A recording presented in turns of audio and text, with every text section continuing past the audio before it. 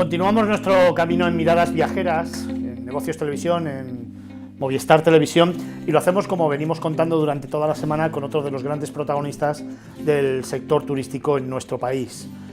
Hoy nos toca el turno de recibir en nuestros estudios, en nuestras cámaras, a Bartolomé Gomila. Es el presidente de Fevitur, que nos ha querido acompañar precisamente para hacer un análisis de cómo está el sector a nivel internacional, de cómo está este subsector del sector turístico, el de las viviendas turísticas, y sobre todo para hablar de presente y de futuro, de esperanza, de ilusiones, de sueños, de la recuperación del sector turístico y, claro, de cómo ha sido este año que ya se nos ha terminado, el 2020, y que ha arrojado unas cifras realmente malas. Aunque, como siempre decimos aquí, la recuperación está llegando.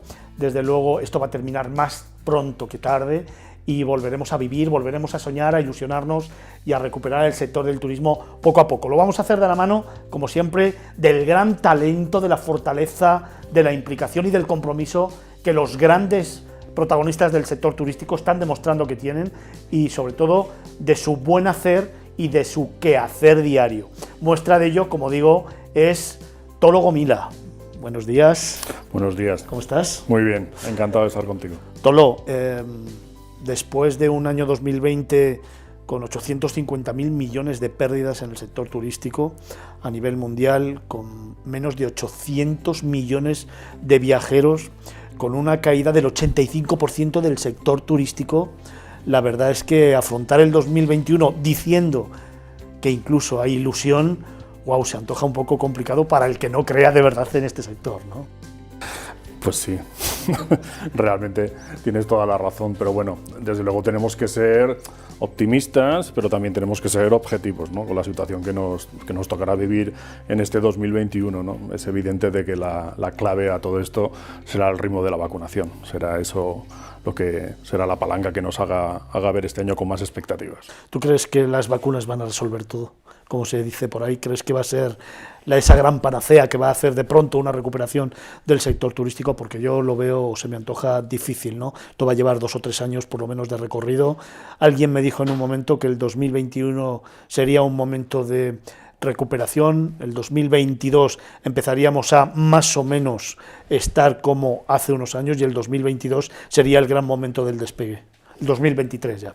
Pues coincido plenamente, ¿no? Porque además, es decir, aquí hay varios factores. Uno, lo que tenemos que recuperar todos es, como destino, es esa confianza sanitaria. Y esto vendrá dado en gran medida al proceso de la vacunación y también vendrá dado en que encontremos el tratamiento, porque también uno de los graves problemas de la pandemia es que no sabemos cómo curar a nuestros enfermos, ¿no? Realmente, además, en este ejercicio 2021, más allá del tema de la vacunación, que las cifras que tenemos a día de hoy, desde luego, no nos hacen ser muy optimistas, ¿no?, también tendremos que ver un poco nuestros mercados emisores en qué estatus se encuentran, ¿no? Y desde el punto de vista de pandemia y desde el punto de vista económico. Y coincido contigo plenamente en que también vamos a tener un cambio de paradigma, porque evidentemente esta pandemia pues va a hacer una serie de ajustes y una serie de cambios importantes, ¿no? A mí particularmente me preocupa mucho los destinos netamente vacacionales y sobre todo los archipiélagos, porque tienen una dependencia evidentemente al turista internacional y a la conectividad aérea muy importante, y me preocupa sobremanera los destinos urbanos, porque ese congreso de MICE, ese congreso de congresos, etcétera, creo que va a tardar mucho en recuperarse, porque principalmente habrá que recuperar la confianza sanitaria, pero también es cierto de que las empresas a nivel general van a quedar muy tocadas después de esta pandemia, después del punto de vista económico, y evidentemente eso va a cambiar unos ciclos. Llevamos todos conectados a videoconferencias desde hace 1 año y medio y las empresas se están dando cuenta de que es algo que es eficiente, que ha llegado para quedarse y que encima es barato, ¿no? Y eso pues evidentemente también tendrá una repercusión. Tolo, hablaremos de todos esos temas más adelante porque tenemos muchas preguntas que hacerte, muchas cuestiones que abordar. Una de ellas, por supuesto, es esto, porque también me gustaría preguntarte si con esta pandemia y con lo que ha sucedido el modelo del viajero va a cambiar y si estáis preparados para asumir ese modelo de viajero nuevo. Pero Para llegar a eso, primero vamos a hablar del contexto internacional. ¿No crees que es momento que los grandes líderes del sector turístico, los grandes países líderes en esta materia, como es España, sin lugar a dudas, deberían a lo mejor haber caminado juntos con un objetivo común, haber normalizado la situación legal y al mismo tiempo haber establecido unas líneas estratégicas de actuación común que generaran confianza también en el sector? Sin duda, yo creo que de hecho una de las grandes decepciones que tiene que tener a día de hoy cualquier europeo es la gestión por parte de los europeos de esta pandemia. Pero ya no solamente desde el punto de vista de la vacunación o de la compra de las vacunas, sino también desde el tema de esos corredores turísticos y en definitiva generar la empatía y la confianza suficiente para que podamos iniciar la actividad cuanto antes. ¿Crees que va a cambiar el modelo turístico actual? Sí. ¿Hacia dónde vamos? Hay que pensar que antes de la pandemia vivimos una situación, nos acordaremos de la quiebra de Thomas Cook, ¿no? En definitiva, España, sobre todo dentro de su destino vacacional, tiene una dependencia muy importante al turista internacional y también a los grandes turoperadores, ¿no? La pandemia lo que llevará en sí es que cada vez más los establecimientos lo que tratarán de buscar será la fidelización y lo que tratarán de buscar será la reserva directa.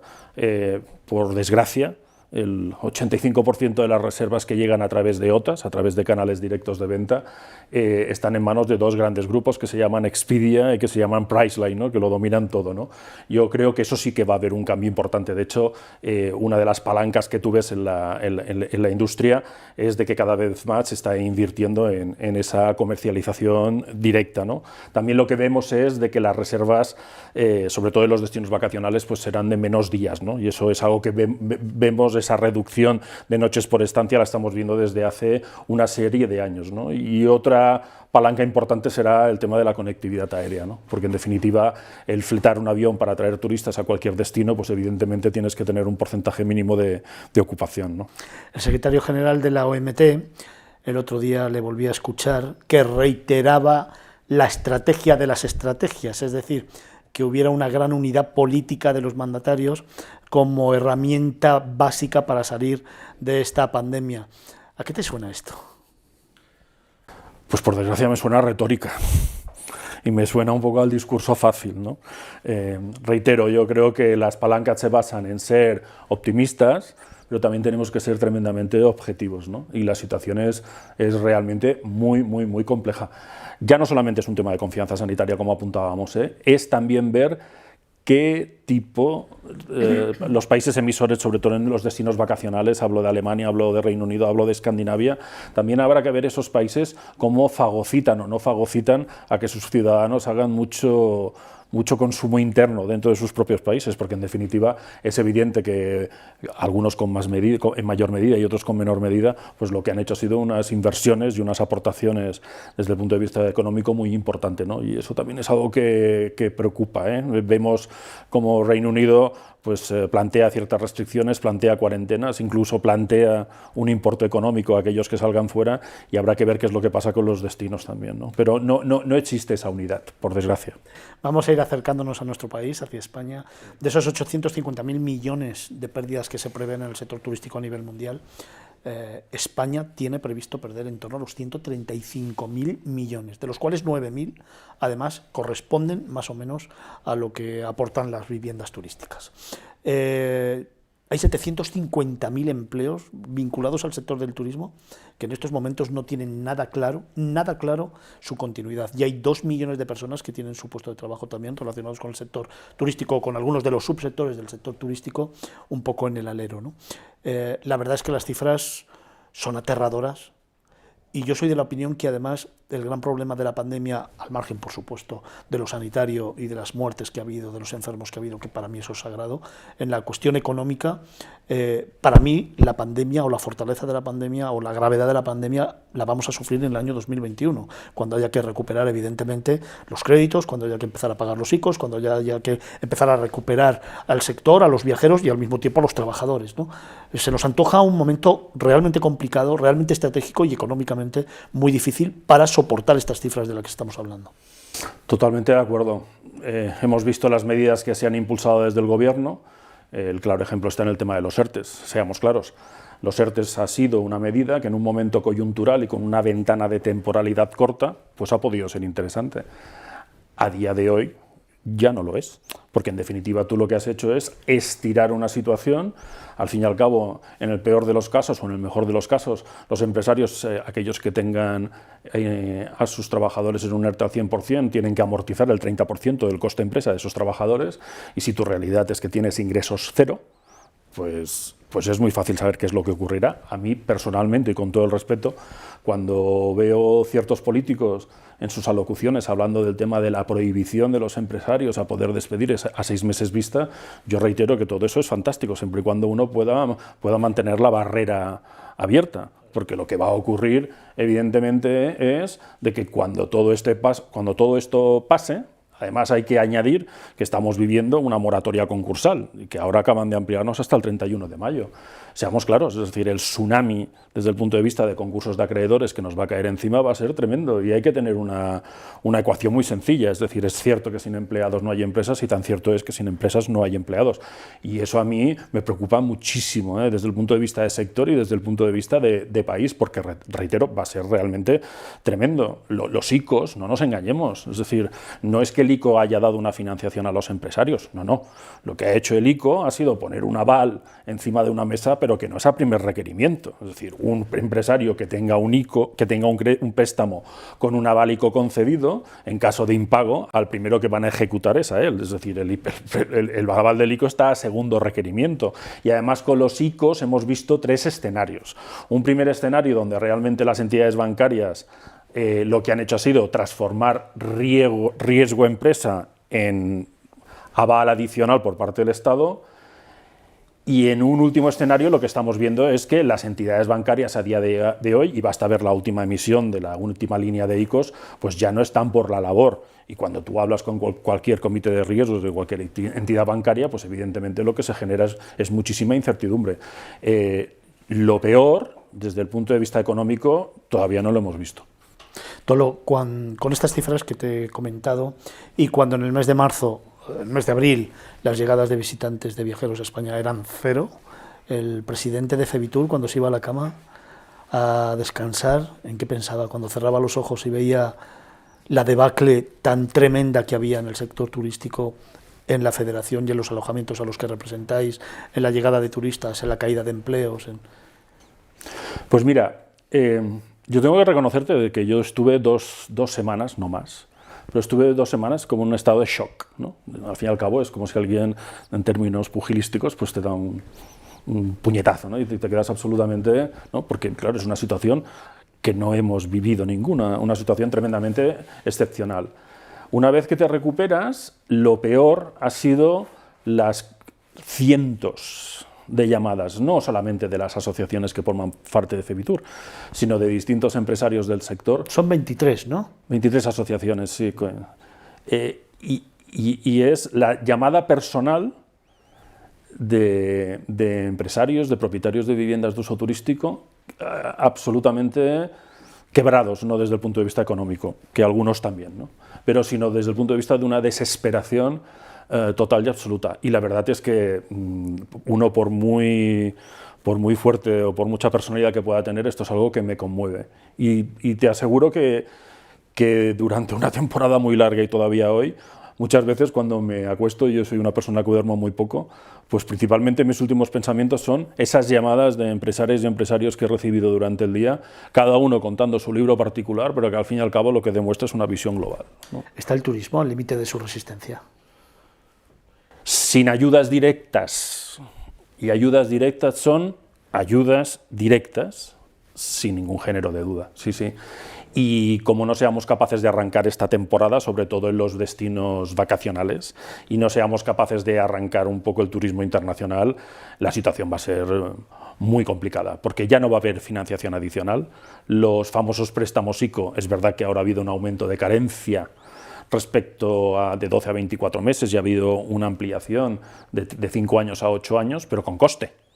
Es decir, al fin y al cabo nos vamos a encontrar con un tejido empresarial tremendamente endeudado. Y yo creo que hoy, ya cuando vislumbramos, no con una fecha concreta, pero sí que empezamos a ver la luz al final del túnel desde el punto de vista de la pandemia, creo que el objetivo máximo sería el tratar de mantener el máximo tejido empresarial, porque reitero, si no es que la debacle va a ser espectacular.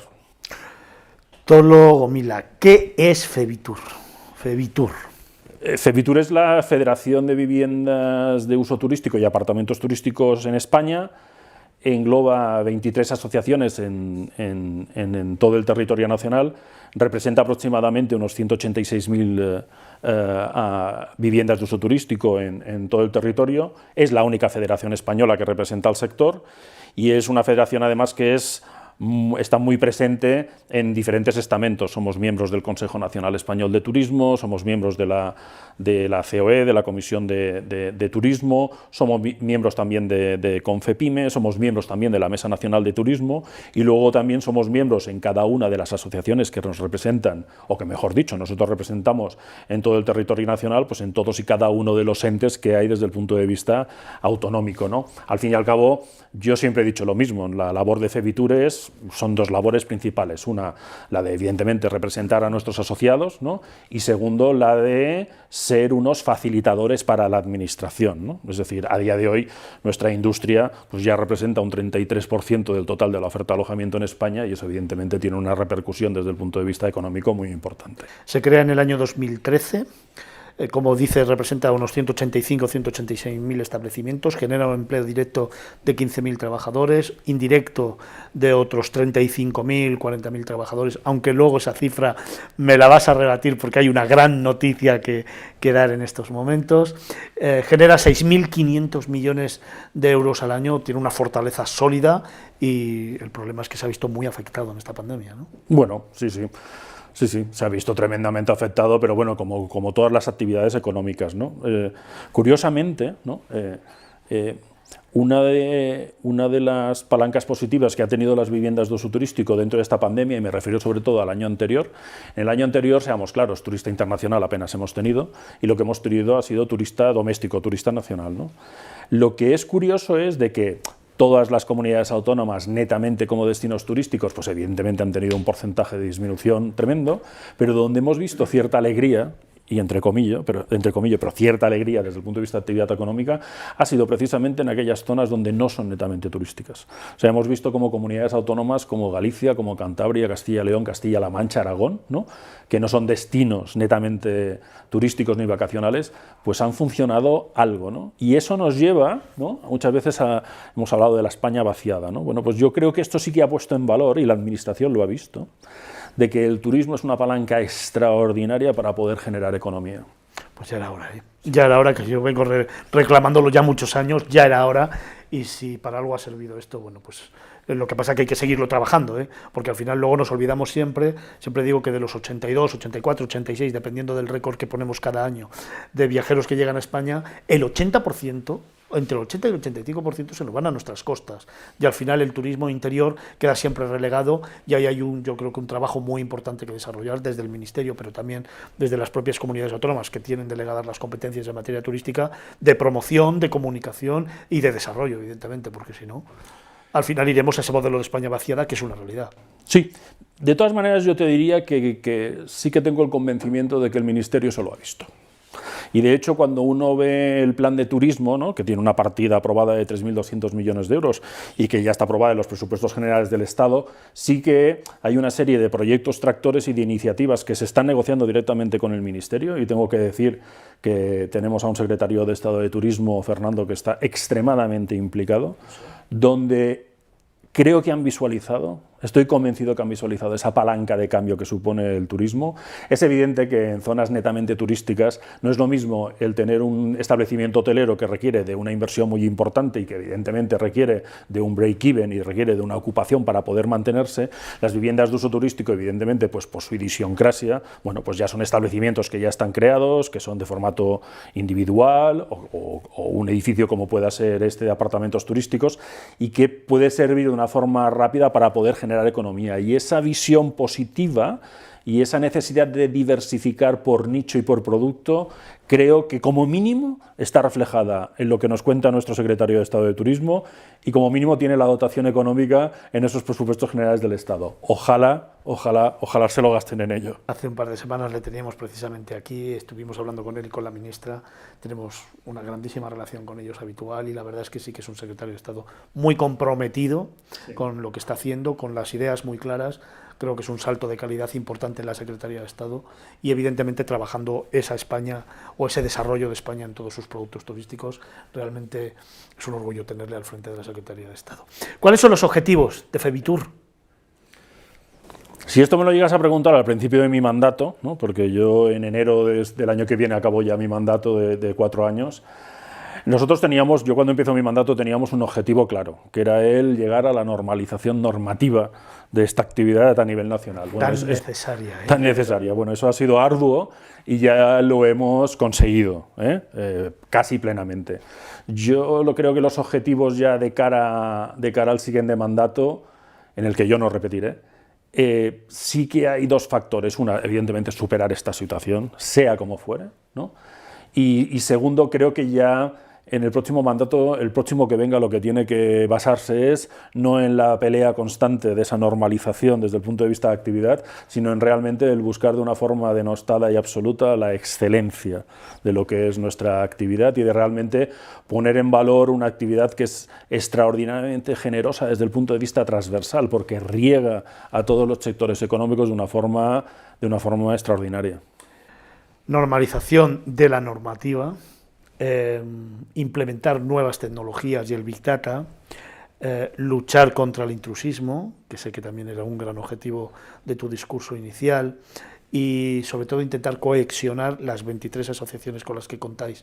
Y sin embargo yo me pregunto por qué en cada una de las comunidades autónomas hay una normativa, hay una lucha diferente, hay una regulación diferente, no hay un marco común que aplicar a todo el territorio nacional, que volvemos a ver siempre, sería mucho más fácil. Sí, lo que pasa es que las competencias en turismo están absolutamente transferidas a cada comunidad autónoma y como tú bien dices, pues sí, tenemos 17 decretos o leyes diferentes en cada una de las comunidades autónomas. Yo, de forma jocosa, muchas veces lo he trasladado, ¿no? Es decir, una vivienda de uso turístico tiene 17 definiciones distintas. Y claro, cuando tú tienes 17 definiciones distintas es realmente complicado el poder buscar algún tipo de armonización. Pero voy más allá. Esto no tiene vuelta atrás. No tiene vuelta atrás porque, en definitiva, absolutamente transferidas están las competencias y, además, por desgracia, en España, en según qué territorios, cuando tú enumeras la palabra armonización, pues con todo el respeto, pues igual hasta te cae una colleja, ¿eh? Es decir, es muy complicado. Sí que es verdad que a través de la Comisión Intersectorial, sí que es cierto, y el Secretario de Estado de Turismo además está trabajando en ello, sí que hemos visto ciertos elementos que desde un punto de vista global podrían resultar realmente muy positivos, pero que las competencias están transferidas es algo... Y es tan difícil ponerles a todos de acuerdo. Sí. Sí. De hecho es uno de los objetivos no cumplidos, ¿no? Yo recuerdo que cuando Bel Oliver era la antigua secretaria de Estado y el Mincotur hizo una mesa de trabajo de las viviendas de uso turístico donde participaron evidentemente pues todos los organismos públicos, participaron sindicatos y participaron también otros entes empresariales y distintas actividades económicas, ¿no? Y una de las cosas que llevábamos en bandera, y recuerdo esa reunión intersectorial, era la de si era posible el hacer una definición unificada en toda España de lo que era una vivienda de uso turístico. No fue posible. Te lo estaba preguntando, esa dificultad de unión, pensando en el Plan Especial de Hospedaje de Madrid. Bueno, es que ahora tenemos, claro, la normalización normativa avanza por muchas razones y seguro que tenemos tiempo de explicarlas todas, ¿no? Pero una forma de que avancen también son las sentencias judiciales, porque lo que ayudan es a hacer poso y lo que ayudan es a normativizar desde el punto de vista legislativo la actividad, ¿no? Y en los 2 primeros años de mi mandato sí que es verdad que hemos tenido una importantísima judicialización en todas las comunidades autónomas, en algunos territorios, y ha habido una gran parte de las sentencias que han sido favorables y otras que han sido desfavorables. La sentencia del Plan Especial de Hospedería de Carmena, que falla a favor del Ayuntamiento, que viene además muy enlazada a una sentencia que también hubo en el Tribunal Superior de Justicia del País Vasco respecto a si realmente las viviendas de uso turístico tenían que estar reguladas en base a los planes generales de ordenación urbanística, pues esto es algo que ha llegado absolutamente para quedarse. Y yo siempre he defendido de que los ayuntamientos son los que conocen perfectamente la idiosincrasia de sus municipios. Y posiblemente sean los ayuntamientos los que tengan la capacidad de poder regular cualquier tipo de actividad, incluida la nuestra. Eso sí, el hacer una prohibición al 100%, eso no es de político inteligente, porque al fin y al cabo eso no es gestionar, es prohibir. Al fin y al cabo, las actividades económicas todas tienen sus externalizaciones positivas y negativas. Lo brillante es ser capaz de poder encontrar el punto intermedio. Respecto a ese plan especial de hospedería de Madrid, es un hecho, es una sentencia que es firme, se va a recurrir evidentemente por las patronales también de Madrid, pero sí que te diría de que marca un punto de inflexión de no retorno a lo que el escenario y la regulación de las viviendas de uso turístico va a tener en toda España. Calidad y formación en el personal y sobre todo en la adecuación de las viviendas turísticas, la gestión de las viviendas turísticas pueden ser dos de los objetivos fundamentales. Sí, sin duda. O al menos dos formas que hay que trabajar de manera exhaustiva en estos momentos, ¿no? Sí, sin duda. Tú fíjate una cosa, las viviendas de uso turístico han existido toda la vida, ¿eh? O sea, es que yo te diría que existen antes que el propio turismo en sí. Es decir, hay una ley que creo que, una de las primeras leyes que hay en España, que es concretamente en Baleares, creo que data del año 1936, que ya hablaba de una ley de casas de vacaciones, es decir, eso, en los destinos costeros, ¿no? Ese alquiler de ese chalet, de esa villa o de ese apartamento, es algo que ha formado parte, ¿no? de toda nuestra vida. El factor disruptivo viene cuando ese producto, esas viviendas de uso turístico, se establecen en los núcleos urbanos, ¿no? ¿Yo qué es lo que estoy viendo? Lo que estoy viendo en estos últimos 4 años es que está habiendo una profesionalización del sector muy importante, porque este era un sector donde primordialmente había propietarios de viviendas de uso turístico que ellos directamente gestionaban sus viviendas, y ahora lo que vemos es que cada vez más lo que hay es propietarios individuales que tienen sus viviendas, pero que se la ceden a terceros desde el punto de vista de gestión. Y además, ¿sabes qué ocurre? Que la comercialización, hoy en día ya no hay ningún tipo de diferenciación de comercialización de un hotel a lo que es una vivienda de uso turístico, porque al fin y al cabo los grandes grupos, volvemos otra vez a Expedia, volvemos a Priceline y también Airbnb, pues lo que han visto ha sido un foco de una oferta nueva en crecimiento como son las viviendas de uso turístico. Y para que nos hagamos una idea, Booking, que en el año 2019 creo que creció solamente un 375% en cuanto a transacciones de viviendas de uso turístico. Esto ha llegado para quedarse. Y además te diré otra cosa, ya estamos viendo tour operadores y estamos viendo bancos de camas que ya están paquetizando dentro de sus ofertas lo que son las viviendas de uso turístico. Y esto no es ni nada más ni nada menos porque tienes un turista o un cliente pues, que pide ese tipo de producto. Tolo, en Madrid y en Barcelona fundamentalmente, y con esta pandemia, los datos dicen que 1 de cada 6 viviendas turísticas se está reconvirtiendo otra vez en residencial. Sí, sí, es correcto. Es decir, en Barcelona habremos visto aproximadamente que un 60% de la oferta ha migrado al alquiler residencial, y explicaremos qué tipo de alquiler residencial. Y en Madrid, después de la sentencia del Tribunal Superior de Justicia de Madrid, pues evidentemente la actividad vacacional no puede hacerse, con lo cual aquí hay que hacer alquileres de más de 31 días, ¿no? Y lo que estamos viendo es que esos productos, más que irse a alquiler residencial de vivienda principal, es decir, alquileres de 5 o 7 años en función de si eres persona física o jurídica, lo que estamos viendo es que están yendo a contratos de arrendamiento de temporada, que es contratos por meses, ¿no? Y esto se produce principalmente por 2 razones, ¿no?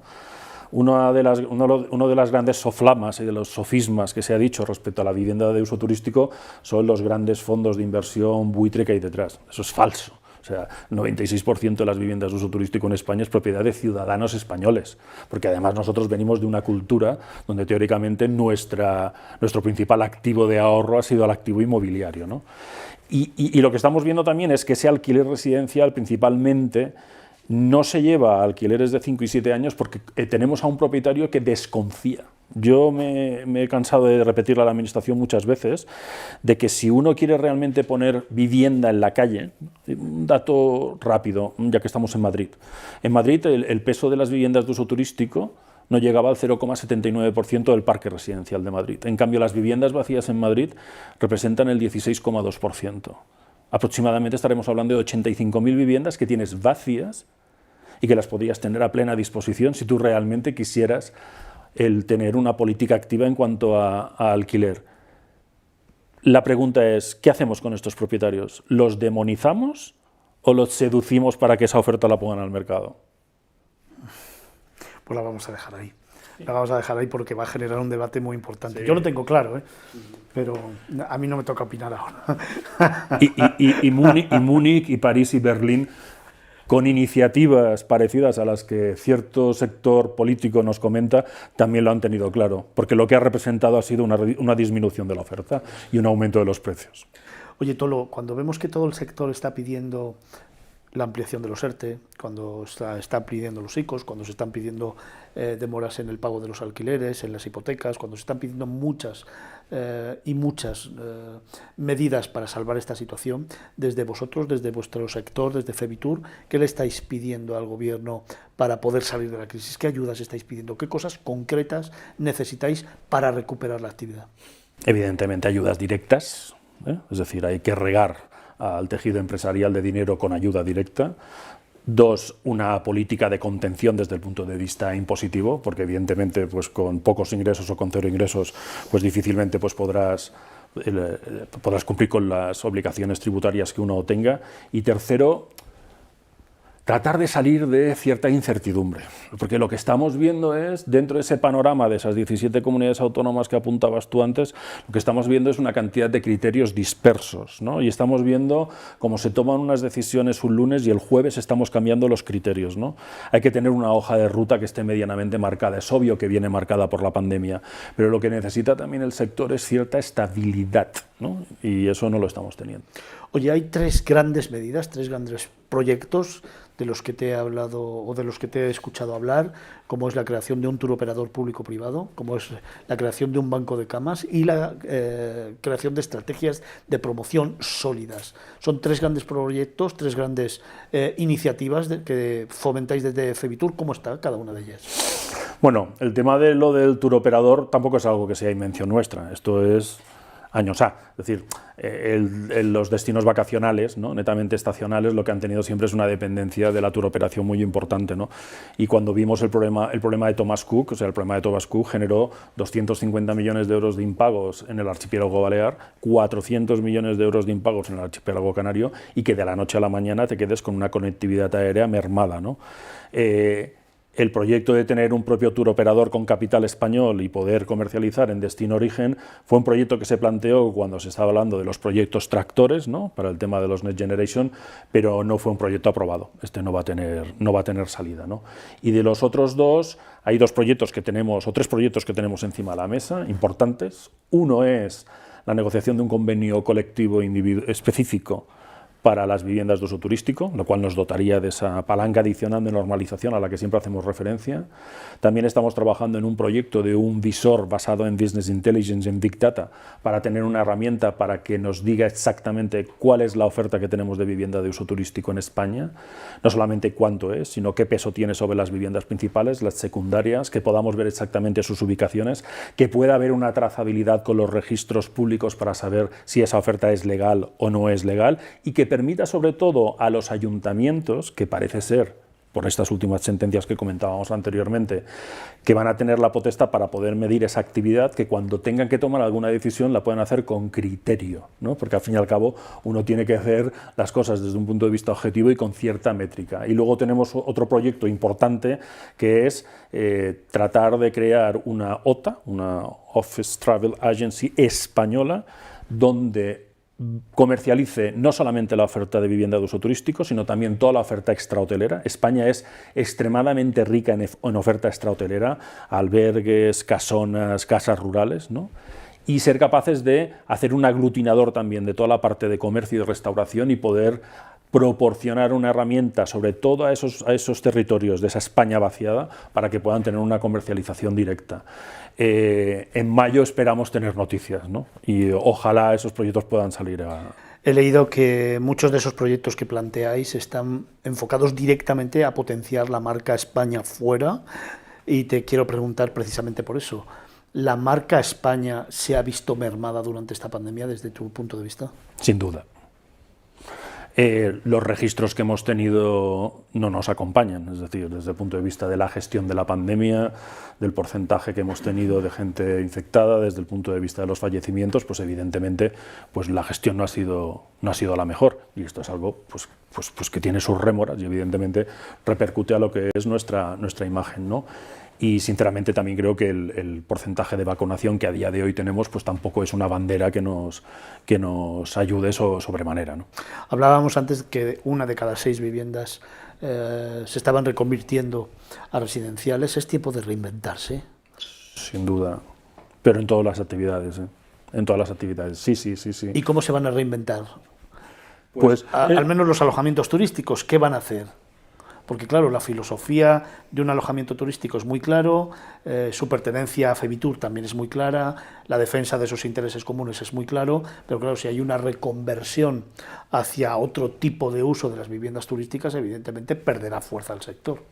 Sí, nosotros lo que estamos viendo es, a ver, los destinos, es que esto hay que verlo de forma distinta porque va por barrios, ¿no? Si lo vemos desde el punto de vista del segmento urbano, pues lo que estamos viendo que es, pues vamos a ver no una reconversión, pero estamos viendo cómo se está pasando parte de la oferta, se está pasando a arrendamiento de temporada por meses, que yo estoy convencido que cuando la actividad se vuelva a generar, eso volverá otra vez a ser vivienda de uso turístico.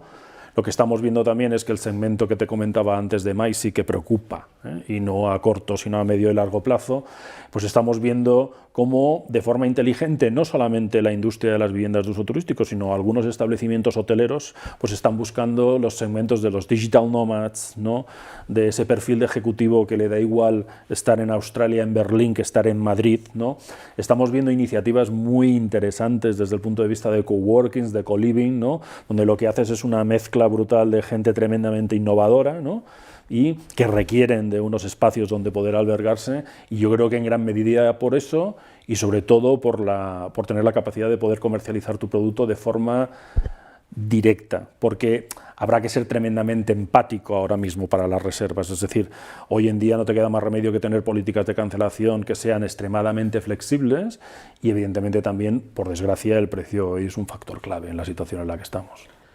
Seguimos hablando con Bartolomé Gomila, es el presidente de FEBITUR y lo estamos haciendo en uno de los 56 apartamentos que conforman este edificio del grupo Smart Rental, este Smart Rental Collection Gran Vía Centric, con 56 apartamentos en Gran Vía 42, en el corazón de Madrid. Y quería preguntarte, Tolo, precisamente por las cadenas hoteleras. Hace mucho tiempo se demonizaba desde ellas mismas los alojamientos turísticos, las viviendas, y ahora cadenas como Marriott o como Roommate están con una apuesta muy importante por trabajar este sector. ¿Cómo cambian las cosas, eh? Sí, pero si lo piensas, ha pasado en todas las actividades, ¿no? Mira, el año pasado, si no me he equivocado, hace 25 años que nació EasyJet, ¿no? Que fue la primera compañía low cost, ¿no? Y si uno tira de hemeroteca, ¿no? 25 años atrás, ¿no? Pues verás titulares donde las compañías de bandera, que lo que hacían era simplemente defenderse de un nuevo actor, y eso es lícito, y eso es lógico, y es objetivo, ¿no? Pero si tú miras los titulares de hace 25 años atrás, los titulares eran tripulaciones poco cualificadas, dudas en sus programas de seguridad operacionales, que casi el mensaje era súbase que igual se cae usted, ¿no? Bueno, y al final eso tuvo su ruido, y tuvo que tener, como todas las cosas, tuvo que tener el tiempo necesario en que se pudriese un poco, ¿no? Y pudrirse significa desde el punto de vista normativo, desde el punto de vista judicial, y al final, ¿qué es lo que ocurrió? Que esas grandes compañías de bandera, como eran Lufthansa, Alitalia, Iberia, British Airways, al final, al cabo de 2 años, todas migraron sus flotas de corto y de medio rango, y ahí nacen pues una gran cantidad de compañías low cost. Hablamos de lo que Vueling, y de todas, y de Europa Express y de Fly2, y estamos hablando pues de distintas compañías. Bueno, pues fue una realidad de mercado, ¿no? Para mí, una de las palancas que ha ayudado no a la normalización normativa, pero sí a la normalización de la actividad, pues evidentemente ha sido pues la inversión por parte del sector hotelero, como tú bien dices, es decir, Marriott es el grupo turístico, el grupo hotelero más importante del mundo y tiene una marca propia de viviendas de uso turístico, pero Hyatt también tiene una marca propia de viviendas de uso turístico. Y si nos vamos a Europa, vemos que Accor, que es el principal grupo turístico europeo francés, bueno, ahora ya no es de capital francés, pero tiene también unas viviendas de uso turístico. Y vemos, por ejemplo, en España, el ejemplo claro de BMate, y vemos el claro ejemplo de Otusa, con Amancio, que fue presidente de Exceltur, ¿no?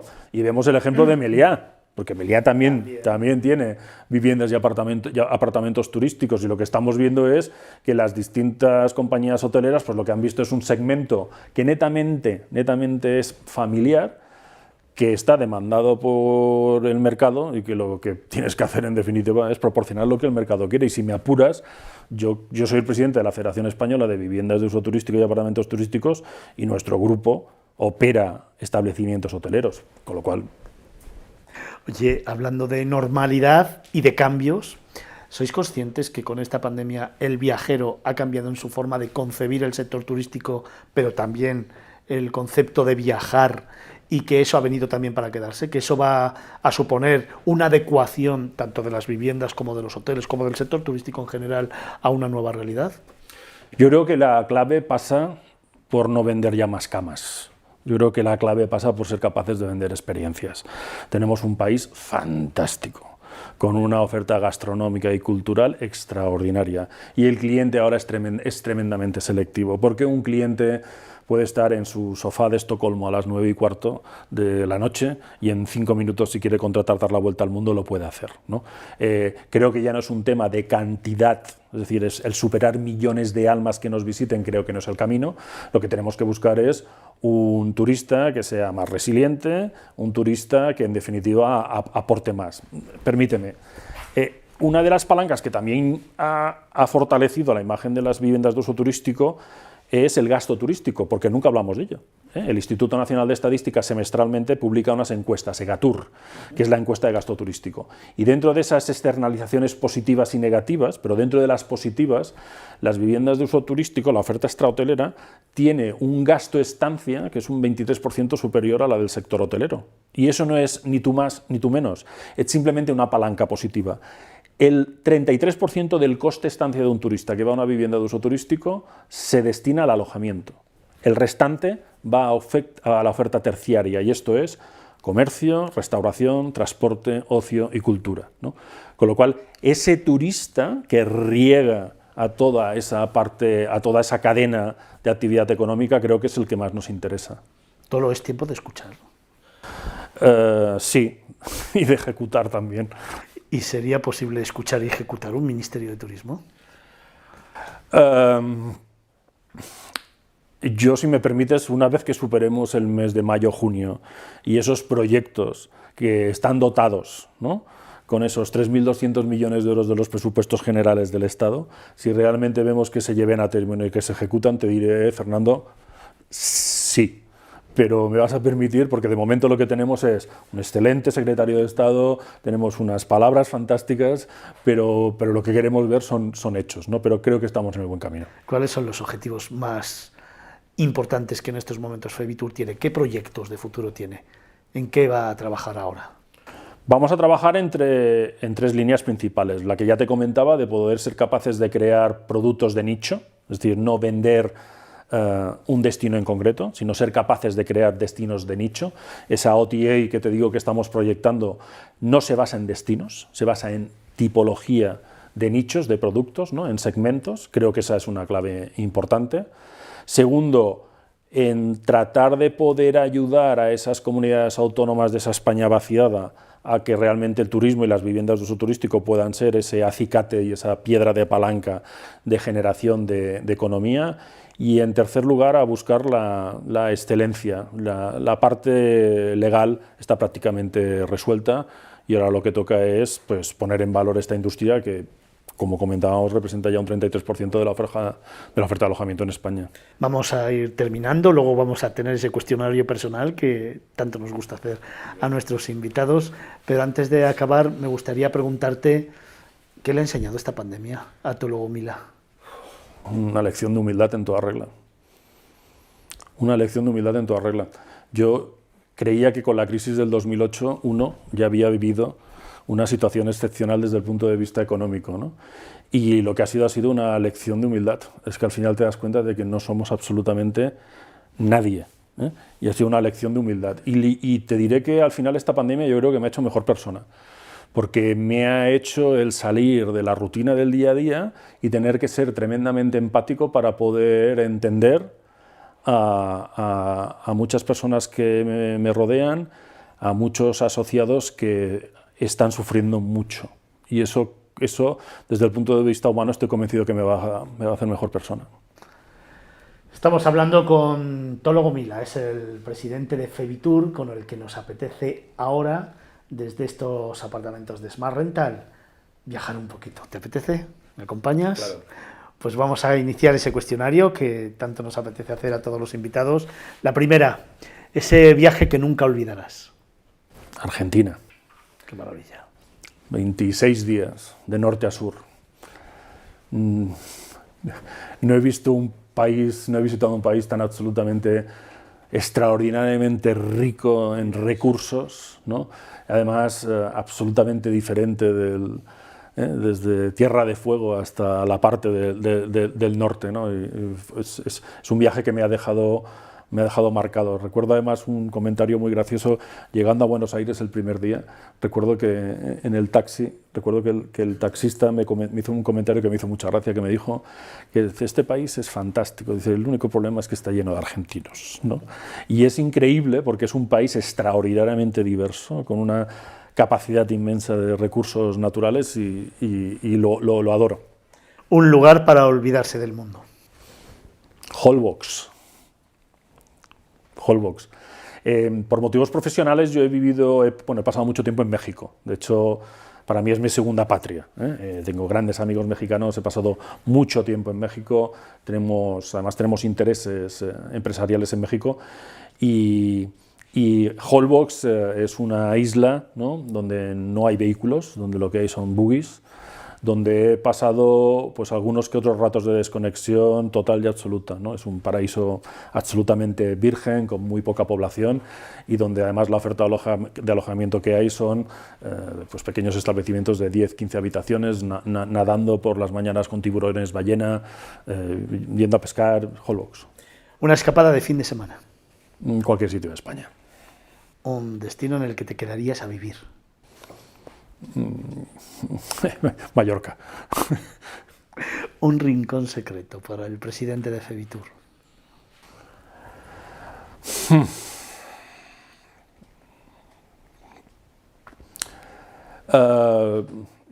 Pues acompañado de mi pareja, pues cualquier sitio de México.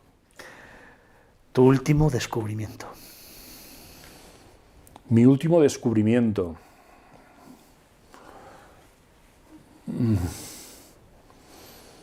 Pues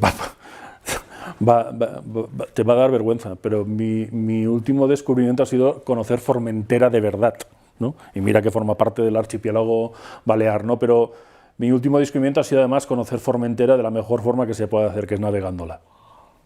Es verdad, acabamos de volver allí en Miradas Viajeras y sé que ha sido especial y aquí en las cámaras de Negocios Televisión y de Movistar hablaremos de Formentera tranquilamente.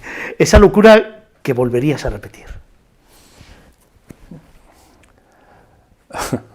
5 hijos no ayudan para ese tipo de locuras, pero pues coger barco y salir con mi pareja a navegar sin puerto de destino definido, evidentemente. Tu secreto viajero. Ay. ¿Sabes qué ocurre? Que yo realmente, desde el punto de vista de viajar de disfrute, he viajado muchísimo, he cruzado el Atlántico en cientos de ocasiones, pero mi secreto viajero te diría que es, pues a lo mejor es mi soledad, precisamente en esos viajes, ¿no? Por motivos profesionales he tenido que viajar y tengo que viajar mucho. Un lugar que te dejó sin aliento. Son varios, pero me reitero, Holbox. ¿Y el viaje soñado?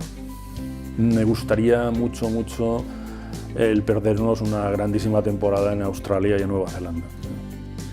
Tólogo Mila, el presidente de Cevitur, que ha querido estar con nosotros en esta ocasión, uno más de los protagonistas del sector turístico que están pasando por nuestro programa y al que le cedo esa cámara, un minuto, para que se dirija a todos los telespectadores y al sector del turismo.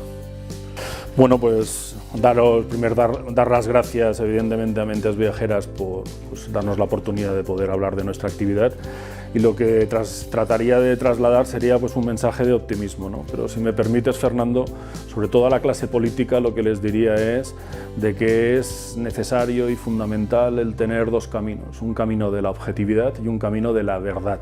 Y entre todos lo que hay que hacer es un ejercicio para evitar estas polarizaciones que estamos viviendo. Estamos viviendo una situación extrema que va a conducir a una destrucción desde el punto de vista de tejido empresarial y de puestos de trabajo tremendo, y por desgracia y a nivel general nuestros políticos no están a la altura. Es necesario el ser capaces de, por una vez, ser patriota, aunque esto sea complicado decirlo en España, pero ser patriota y tener claro y anteponer los intereses que ahora mismo son los necesarios, que son los de los españoles. Tólogo Mila, presidente de Cevitur, muchísimas gracias. A vosotros, un placer, un gusto.